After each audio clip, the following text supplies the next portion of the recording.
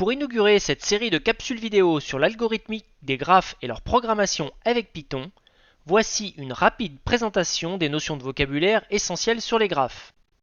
Allez, n'attendons plus, c'est parti pour ce premier opus.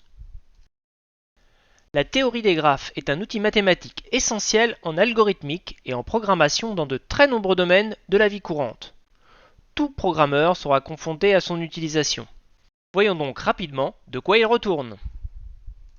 La théorie des graphes a été initiée par le mathématicien et physicien suisse Leonhard Euler au XVIIIe siècle. Les applications de la théorie des graphes et des domaines qui en découlent comme la recherche opérationnelle sont aujourd'hui immenses tant au plan civil que militaire.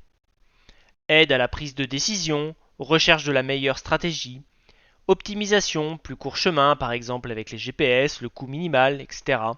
Gestion des réseaux, tous les types de transport par exemple l'énergie, l'information, l'informatique sont liés à la théorie des graphes. Voyons quelques éléments de vocabulaire sur les graphes d'un point de vue mathématique. D'un point de vue mathématique, un graphe est la donnée d'un certain nombre de points du plan que l'on va appeler sommets. Certains points étant reliés entre eux par des segments de droite ou des courbes simples appelées arêtes. La disposition des sommets et la forme choisie pour ces arêtes n'intervenant pas. Il s'agit d'une pure représentation symbolique. Par exemple, si vous prenez trois points du plan S1, S2, S3 qui sont reliés entre eux donc par des arêtes, vous avez S1 qui est le sommet, puis vous avez la partie S1, S3, la partie en rouge qui correspond à ce que l'on appelle une arête. Le nombre de sommets d'un graphe est ce que l'on appelle son ordre. Ici, sur l'exemple, nous avons un graphe d'ordre 3.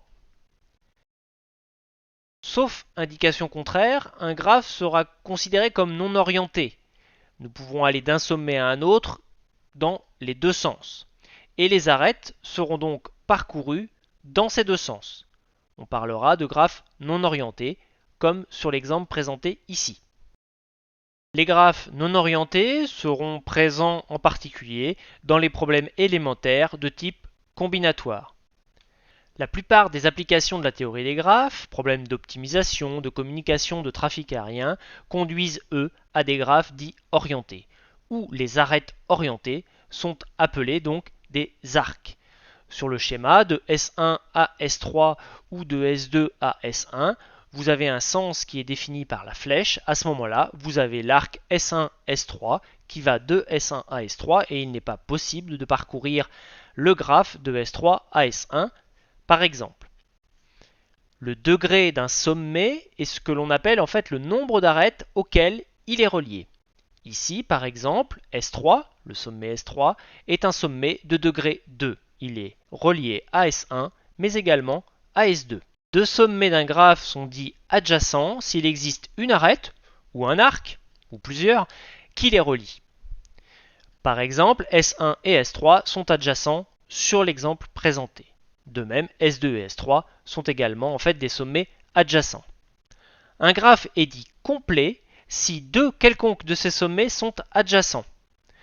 Donc, il faut impérativement, en fait, sur cet exemple de notre graphe, que chacun des sommets soit adjacent. Le graphe présenté est d'ordre 3 et tous ces sommets sont de degré 2. Le graphe est également complet. En 1736, Euler résout le problème dit des 7 ponts de Königsberg, une ville en Russie. La ville est elle-même traversée par une rivière qui entoure en fait deux grandes îles, reliées entre elles et aux deux rives par au total 7 ponts. Le problème était très simple, il était de savoir s'il était possible de suivre un chemin qui emprunte chaque pont une fois et une seule et qui revienne au point de départ. La situation géographique est la suivante, vous avez la rive A et D sur les bords de la rivière et vous avez les îles B et C. Pour relier cet ensemble, au total, nous avons 7 ponts comme présenté sur la carte. Euler établit que, pour que ce soit possible, il aurait fallu que chacune des 4 zones géographiques de la ville, A, B, C et D, c'est-à-dire en fait les deux rives et les deux îles, soient atteintes par un nombre pair de ponts. Pour cela, il faut modéliser en fait la situation à l'aide d'un graphe. On va donc partir en fait de 4 sommets A, B, C, D et tracer à partir des sommets la position des ponts entre les différentes zones géographiques. Tout d'abord, le pont entre A et B en fait est tracé par une arête AB ici en vert. Puis le deuxième pont qui va également entre la zone A et B en fait est tracé ici en jaune. Le troisième pont gris entre A et C est tracé ici en gris. Le pont qui va entre les deux îles B et C est tracé en violet. Et ainsi de suite, nous allons construire notre graphe à partir de la position des ponts entre D et C, par exemple, ici en bleu, puis entre B et D, ici en orange, et enfin entre B et D en rouge. Voilà la situation telle qu'elle peut être construite sur un graphe que vous avez donc en partie de droite de l'écran. Alors, peut-on parcourir toutes les arêtes du graphe, une et unique fois, et revenir à notre point de départ?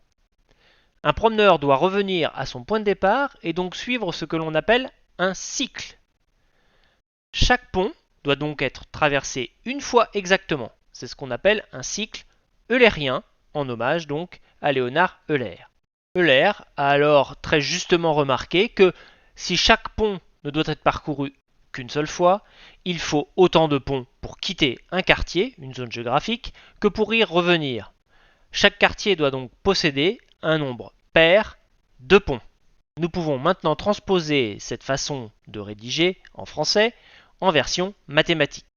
En traduction mathématique, chacun des 4 sommets du graphe est adjacent à un nombre pair d'arêtes. Un graphe ayant cette propriété est dit eulérien, en hommage à son découvreur. La résolution de ce problème est considérée comme le premier théorème de la théorie des graphes. Nous allons voir qu'il en existe bien d'autres en informatique et en particulier pour gérer toute la partie réseaux sociaux ou autres. C'est à vous. Après cette première découverte du vocabulaire et de la théorie des graphes, il vous reste à vous entraîner avec les activités complémentaires données en cours et que vous retrouverez sur le site nscifornoobs.fr. Nous allons maintenant dans les épisodes suivants consacrés aux graphes voir quelques exemples clés, leur modélisation et les différentes méthodes de parcours des graphes. C'est à suivre.